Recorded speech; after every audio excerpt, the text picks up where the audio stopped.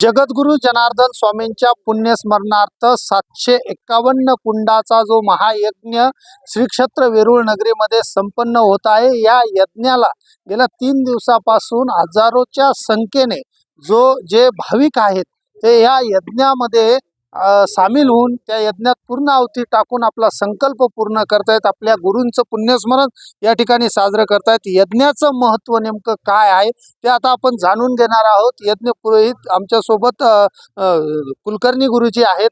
गुरुजी काय सांगाल की खूपच मोठा विश्वविक्रम या ठिकाणी होताना कुठेतरी दिसतोय, कारण की जगद्गुरु जनार्दन स्वामींच्या पुण्यस्मरणार्थ प्रतिवर्षी जगद्गुरु शांतिगिरीजी महाराज हा जो काही यज्ञाचा उपक्रम राबवत असतात, ह्या यज्ञाच्या माध्यमातून भाविक भक्तांना अनेक साक्षात्कार असतील किंवा अनेक जे त्यांच्या समस्या असतील त्यांचं निवारण या यज्ञाकडून होतंय। आणि यावेळेस तर बाबांनी जगाच्या शांतीसाठी तर आहेच आणि कैलास मानसरोवर आणि हिंदू राष्ट्राच्या अनुषंगाने हा यज्ञ सुरू केलेला आहे। काय सांगाल यज्ञाची ही काय महती आहे, काय नेमकं?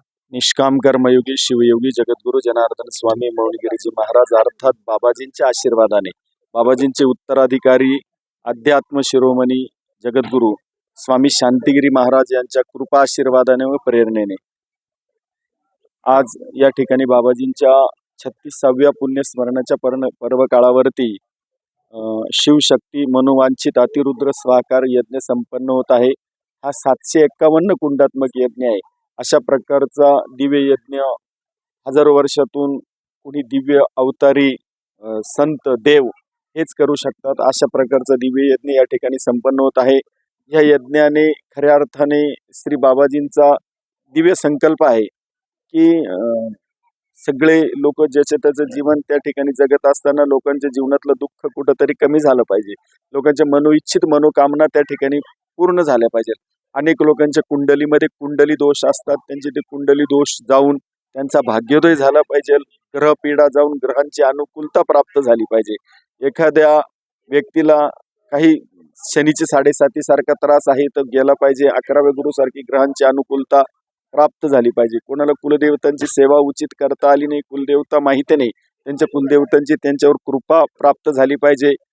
कोणाला जमीन जागा बुडीत प्रॉपर्टी वगैरे अशा प्रकारचा दोष असतो, अशा प्रकारचा दोष सुद्धा गेला पाहिजे, पितृदोष गेला पाहिजे आणि त्या परिवाराचं कुठंतरी चांगलं झालं पाहिजे। म्हणून परिवाराचा पितृदोष जावा, कुलदेवतांची कृपा व्हावी, शेती पिकावी, गाई गुरं दूध दुभते व्हावे, ज्यांना पुत्र संतती नसेल त्यांना पुत्र संतती प्राप्त व्हावी।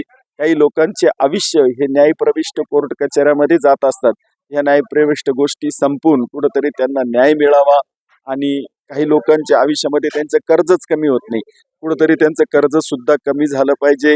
मनोइच्छित जे काही उत्तम आरोग्य त्यांना लाभलं पाहिजे, पुत्र पौत्र संतती संपत्ती सगळ्या मनोकामना त्यांच्या पूर्ण झाल्या पाहिजे। त्याचबरोबर आपण जगामध्ये पाहतो की अनेक ठिकाणी हिंदू धर्मावर अत्याचार आणि अन्याय होतं। जसं आपण बांगलादेशचं उदाहरण पाहिलं, जसं की आपण पुलवामाचा दुर्घटना पाहिल्या, या अशा घटनेमुळे बाबाजींना खूप वेदना होतात आणि ह्या वेदनेसाठी काहीतरी विश्वशांतीचा हेतू ठेवून बाबाजींनी हा दिव्य यज्ञ आयोजित केला की कुठंतरी पुलवामा सारखा धर्म जात विचारून कोणी जर कोणाची हत्या करत असेल तर अशा प्रकारची हत्या नाही झाली पाहिजे, त्यांना सुद्धा सद्बुद्धी झाली पाहिजे किंवा अशा दृष्ट वृत्तीच्या लोकांचा नाश झाला पाहिजे। हिंदू धर्मावर आणि विश्वामध्ये कोणावरच अत्याचार अन्याय होणे, सगळे सुखाने समाधानाने आनंदाने राहिले पाहिजे।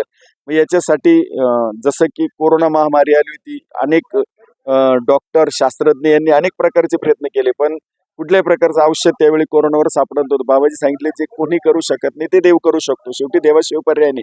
जसं कोरोनाच्या वेळी देवाशिवाय पर्याय नाही, तसंच लोकांना सद्बुद्धी येऊन सगळ्या जगाच्या शांतीसाठी काहीतरी वैश्विक विचार घेऊन आणि बाबाजींनी हा दिव्य यज्ञ या ठिकाणी आयोजित केला का ज्यामुळे परधर्मीय लोकांना सुद्धा सद्बुद्धी झाली पाहिजे आणि आपले हिंदू धर्मीय लोकांना सुद्धा सद्बुद्धी सद्विचार प्राप्त होऊन हे भारत हे राष्ट्र हिंदू राष्ट्र होतं, हिंदू राष्ट्र आहे आणि हिंदू राष्ट्र राहणार। पण जाहीररित्या आज जगामध्ये हिंदू राष्ट्र नावाचं कोणतंही राष्ट्र नाही।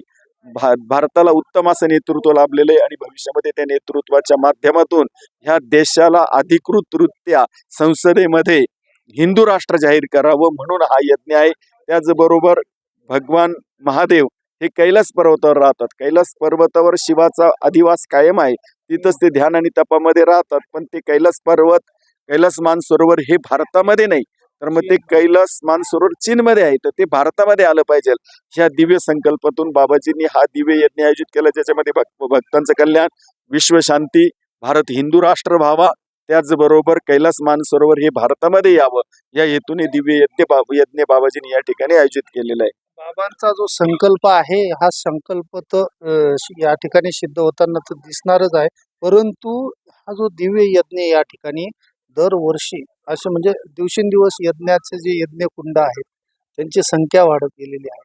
हे यज्ञ मंडप असेल किंवा इथली तयारी असेल, हे यज्ञ कुंडाला की प्रत्येक कुंडाला सुद्धा बाबाजीने कशा पद्धतीने त्यांचं नामकरण केलेलं आहे, काय नेमकं त्याबद्दल? बाबाजी सर्वप्रथम ही यज्ञ परंपरा आणि ही अनुष्ठान परंपरा ऋषी मुनिजन करत होते, जप तप अनुष्ठान. पण जगद्गुरु जनार्दन स्वामींनी म्हणजे आमचे दादा गुरु बाबाजींनी ही यज्ञ आणि अनुष्ठान परंपरा सर्वांसाठी खुली केली. सगळेजण यज्ञ अनुष्ठान करायला लागले.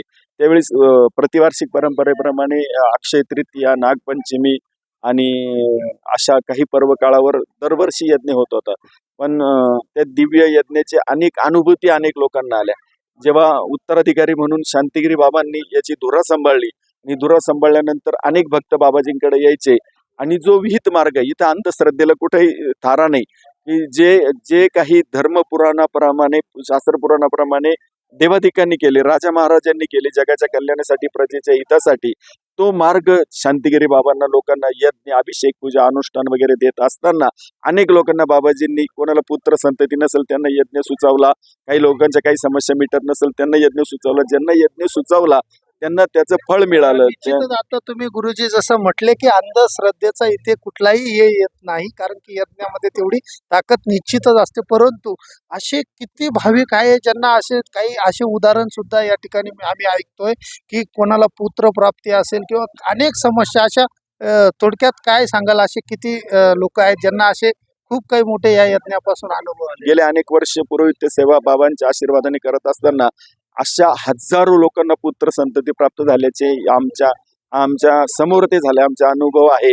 आणि अशाच प्रकारे हजारो लोकांना त्याचा लाभ झाल्यामुळे, जर समजा एखाद्याला त्याचा लाभ झाला तर दुसऱ्याला सांगतो की शांतिगिरी बाबांच्या, जनार्दन बाबांच्या तुम्ही मार्गामध्ये जा आणि त्या ठिकाणी तुमच्या जीवनामधले विकार काढून टाका आणि तुम्ही त्या सेवेला लागा, तुमचं नक्की चांगलं होईल. अशा प्रकारे चांगल्या सेवेला लागलेल्या लोकांना लाभ झाला, आणि मग एकाला लाभ झाला त्यांनी दुसऱ्याला सांगितलं. दरवर्षी ती संख्या वाढत राहिली, आणि मग त्या सगळ्या लोकांना आपल्याला समावून घेऊन त्यांना विहित मार्गाला लावायचं म्हणून शांतिगिरी बाबांनी त्या ठिकाणी दिव्य संकल्प घेऊन हा जो सर्वप्रथम 1 कुंडात्मक यज्ञ होता तो 5 कुंडात्मक केला. कधी बाबाजींनी 21 कुंडात्मक यज्ञ केला, कधी 27 कुंडात्मक केला, कधी 33 कुंडात्मक केला, कधी 51 कुंडात्मक केला, कधी 160 कुंडात्मक केला, कधी 111 कुंडात्मक यज्ञ केला, कधी 251 कुंडात्मक केला, कधी 504 कुंडात्मक यज्ञ बाबाजींनी त्या ठिकाणी केला. आज 751 कुंडात्मक यज्ञ चालू, पण बाबाजींनी 1008 कुंडात्मक सुद्धा यज्ञ केलेला आहे. अनेक भाविकांना त्याचा लाभ व्हावा आणि दिव्य यज्ञाच्या प्रभावाने सगळ्या विश्वाची शांती व्हावी, सगळं जग सुखी व्हावं. हेतू एवढाच नाही की जो यज्ञाला बसला त्याचा परिवार सुखी व्हावा एवढा हेतू नसून, सर्व विश्वासाठी एक दैवी ऊर्जा तयार होऊन सर्वांना सद्विचार, सद्बुद्धी, सद्प्रेरणा होऊन सगळं जग सुखी व्हावं आणि विश्वशांती निर्माण व्हावी. युद्ध होऊ नये, महापूर येऊ नये, सुनामी लाटा येऊ नये, भूकंप होऊ नये आणि अतिरेकी कारवाया होऊ नये. त्याचबरोबर इतर जे काही उपद्रव मानवी जीवनासाठी आहे ते होऊ नये, हिंस्र पशुपासून त्रास होऊ नये आणि इतर सगळ्या गोष्टीपासून मानवी जीवन हे त्रस्त होऊ नये, उलट सुखी व्हावं, आनंदी व्हावं, चांगलं व्हावं. म्हणून बाबाजींच्या दिव्य संकल्पातून असे अनेक यज्ञ झाले, लाखो लोकांना याचा फायदा झाल्याचा अनुभव आहे. निश्चितच लाखो लोकांना या यज्ञापासून त्यांना अनेक साक्षात्कार असतील, अनुभव असतील, ते या ठिकाणी आलेले आहेत. आणि त्याचबरोबर विश्वाची शांतीसाठी आणि हिंदू राष्ट्रासाठी आणि कैलास मानसरोवरासाठी हा 751 कुंडाचा जो महायज्ञ जो आहे, हा घृष्णेश्वर जे 12 ज्योतिर्लिंगापैकी एक ज्योतिर्लिंग आहे आणि जगद्गुरु जनार्दन स्वामींची संकल्पित समाधी मंदिर या वेरूळच्या पावनभूमीमध्ये, आणि या भूमीमध्ये हा यज्ञ या ठिकाणी संपन्न होत आहे. कॅमेरा पर्सन विकास बरोबर दीपक चव्हाण, सुदर्शन मराठी, वेरूळ.